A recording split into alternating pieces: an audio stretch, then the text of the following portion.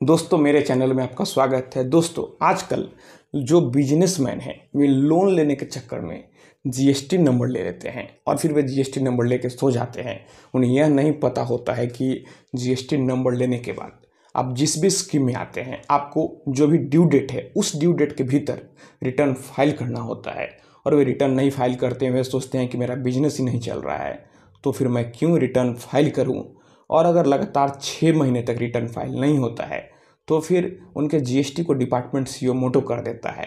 उस जीएसटी पर भारी फाइन लग जाता है और भविष्य में नोटिस भी आपको आ सकता है। और फिर वे अगर कुछ साल बीतने के बाद दूसरा जीएसटी लेने जाते हैं तो फिर कभी भी उनको डिपार्टमेंट दूसरा जीएसटी नहीं देगा। यहाँ पर उन्हें बोला जाएगा कि आप उस जीएसटी को एक्टिव कराइए।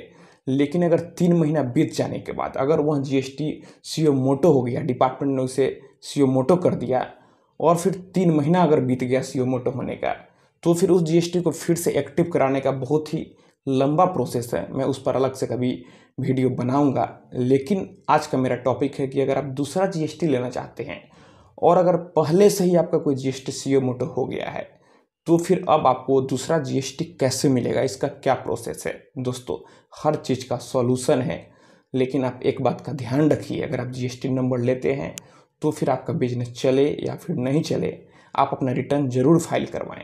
आपका सेल हो, परचेज हो, ना हो, उससे कोई मतलब नहीं है।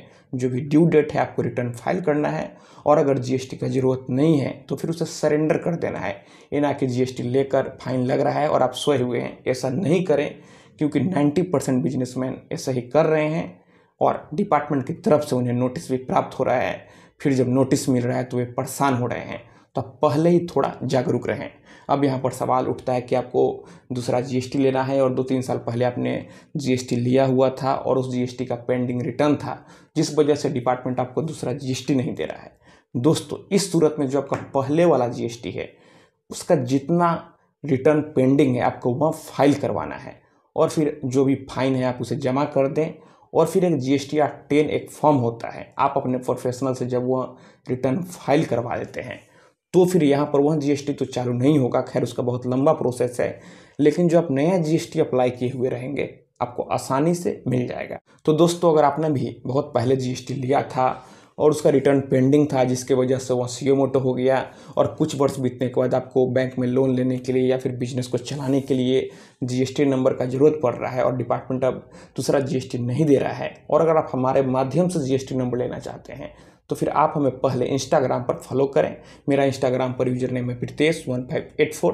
आप हमें वहाँ मैसेज करें और अगर आप हमसे फ़ोन से बात करना चाहते हैं तो आप हमें वहीं अपॉइंटमेंट ले लें। फिर अपॉइंटमेंट लेने के बाद मैं खुद आपको कॉल करूंगा और आपकी समस्या को पहले समझूंगा और फिर आपको जीएसटी नंबर दिलाने में मदद करूंगा। लेकिन यह सब मेरी पेड सर्विस है। तो दोस्तों अगर आप भी बिजनेसमैन हैं, आपको जीएसटी लेना है या फिर जीएसटी नंबर ले चुके हैं और जीएसटी से संबंधित आपके मन में कोई भी सवाल है, कोई भी कन्फ्यूजन है, तो आप बेहिचक नीचे कमेंट बॉक्स में कमेंट करें।